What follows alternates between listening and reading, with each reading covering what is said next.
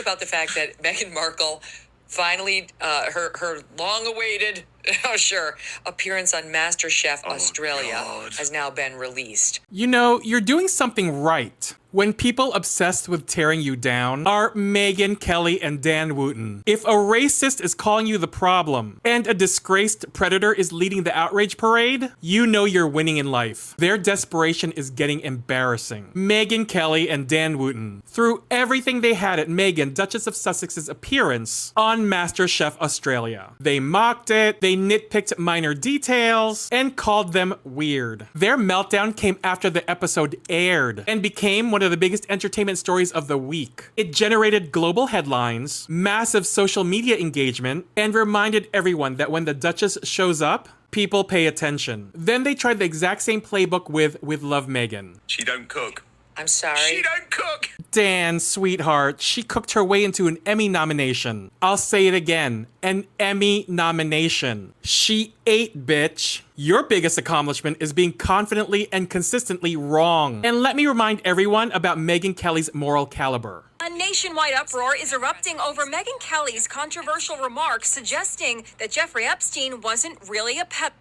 He was into the barely legal type. Like, he liked 15-year-old girls. And I realize this is disgusting. I'm definitely not trying to make an excuse for this. I'm just giving you facts. That he wasn't into, like, 8-year-olds. The backlash is fierce. Hashtag I was 15 is now trending on social media, with some posting photos of themselves at that age. 15 isn't barely legal, it's illegal, goes one post. Absolutely vile and disgusting. Megyn Kelly is a trash bin in heels. So anyway, MasterChef Australia generated enormous attention, with Love Megyn earned an Emmy nomination. Meanwhile, Megyn Kelly and Dan Wootton are still sitting in front of microphones, trying to convince everyone that success is actually failure. At some point, you stop looking like commentators and start looking like the idiots you are. And that's the read. If you like your tea hot, share it, save your seat, and follow for more. This is the Notorious JTB, notoriously opinionated, signing out. Squaddies, we need to talk about the sound of losing. Because right now, that sound is coming from two very specific microphones. One belongs to Megyn Kelly, the other to Dan Wootton. And honestly, it's music. Here's the setup.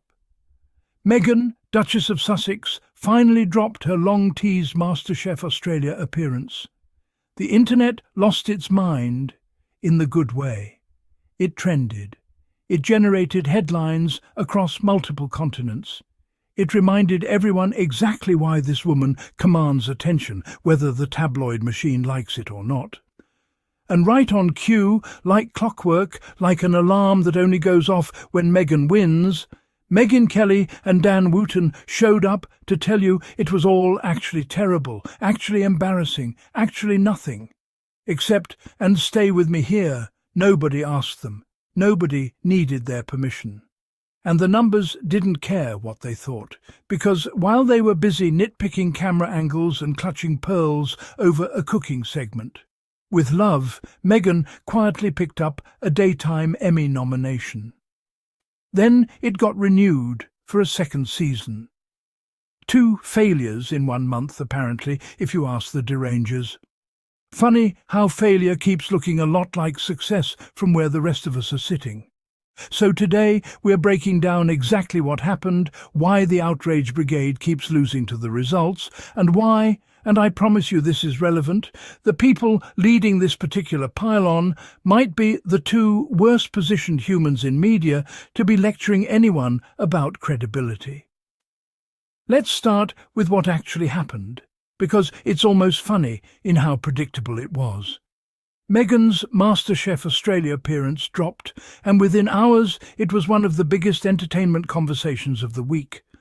Global headlines, massive social engagement, the kind of cultural footprint that networks spend millions trying to manufacture and usually can't. Meghan just showed up, and it happened anyway. And that's exactly the problem for people like Megyn Kelly and Dan Wootton. Their entire business model depends on Meghan being irrelevant, being a punchline, being someone nobody's supposed to care about. Except every single time she does something, the culture proves them wrong in real time. So what do? they can't ignore it. Ignoring it means losing the clicks that come from talking about her. So they do the only thing left. They show up, they mock it, they nitpick details nobody else even noticed, and they call it weird.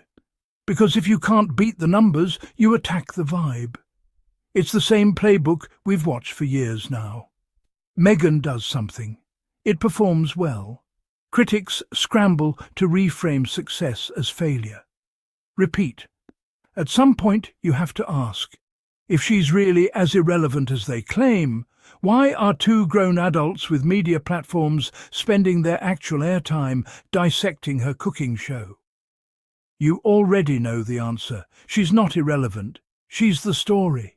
And they need her to stay the story, because without her, half their content calendar disappears. Now here's where it gets genuinely embarrassing for them, because the timing could not have been more perfect. Dan Wootton went out of his way to mock with love Meghan. The tone, the concept, basically implying she has no business being in a kitchen on camera at all. And then, almost like the universe has a sense of humour, with love, Meghan picked up a Daytime Emmy nomination. Not a participation trophy, not a fan poll. An actual industry recognition from the people who hand out television's most respected honours in that category. So let's just sit with that for a second. The show he mocked as unworthy of attention is now formally recognised by the very industry he claims to cover professionally. That's not a matter of opinion anymore. That's the Television Academy disagreeing with Dan Wootton on the record. And then, as if one wasn't enough, the show got renewed for a second season. Networks don't renew shows they consider failures. They renew shows that make them money and keep audiences coming back. This is the pattern, Squaddies. Every single time the critics plant their flag on "this will flop," the results show up a few weeks later and quietly bulldoze the flag into the dirt. That's not luck. That's not PR spin. That's a body of work that keeps outperforming the people paid to predict its downfall. Here's the part of the story that the tabloid machine really doesn't want you dwelling on, because it changes the entire framing of who has the moral standing to be lecturing Meghan about anything. Start with Megyn Kelly. This is a broadcaster whose career includes a well-documented controversy over comments defending blackface as acceptable Halloween costuming. Remarks that were so widely condemned they contributed directly to the end of her NBC show. That's not a rumour. That's a matter of public record that played out on the biggest stages in American media. And more recently, her comments minimizing the nature of Jeffrey Epstein's crimes sparked a fresh wave of backlash, with survivors and commentators alike pointing out just how tone-deaf and dangerous that kind of minimization is. This is the person positioning herself as a credible critic of a working mother and philanthropist's cooking show. Then there's Dan Wootton. Over the past few years, Wootton's own conduct has come under serious scrutiny, with UK outlets reporting on allegations concerning his personal behaviour that ultimately contributed to his departure from major broadcast platforms. This is a man who built a career passing judgment on other people's private lives, while reportedly avoiding the same level of scrutiny into his own. So when these two get together to mock Meghan's cooking show, ask yourself honestly, is this journalism, or is this two people with deeply damaged credibility trying to borrow relevance from someone whose actual body of work keeps outperforming their commentary? Because from where the Squaddies are sitting, it looks a lot like the second one. This is bigger than one tweet or one segment, and you already know that if you've been here a while. This is the same tired formula we've watched play out again and again. Meghan achieves something measurable, a nomination, a renewal, a headline-dominating moment. And instead of coverage, she gets commentary designed to shrink it. Instead of "here's what she accomplished," It's "here's why it doesn't count." Compare that to how the same commentators talk about literally anyone else in that industry landing an Emmy nod or a show renewal. It would be treated as a milestone. For Meghan, it gets treated as an inconvenience that needs explaining away. That double standard isn't subtle anymore. It's the entire business model of certain corners of UK media, and honestly, American cable news too. Outrage sells. Meghan winning generates outrage. So Meghan winning generates content, even when the content is dishonest about the win itself.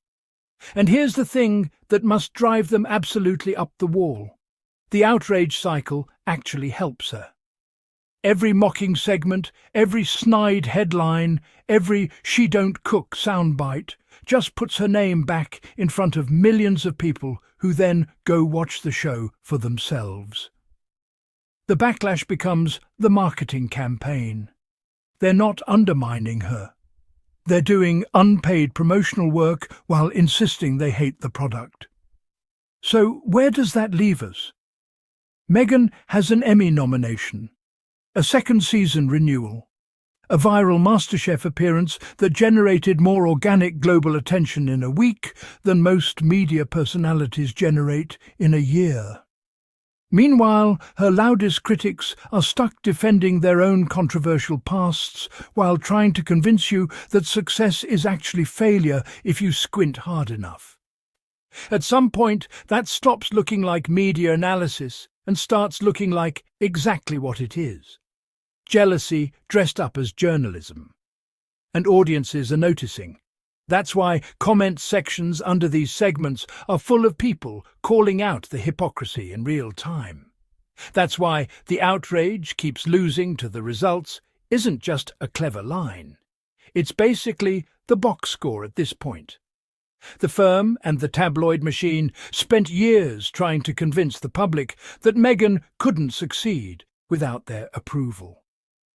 She's spent that same time quietly collecting receipts of her own: award nominations, renewed shows, sold-out projects, global headlines she didn't need permission to generate.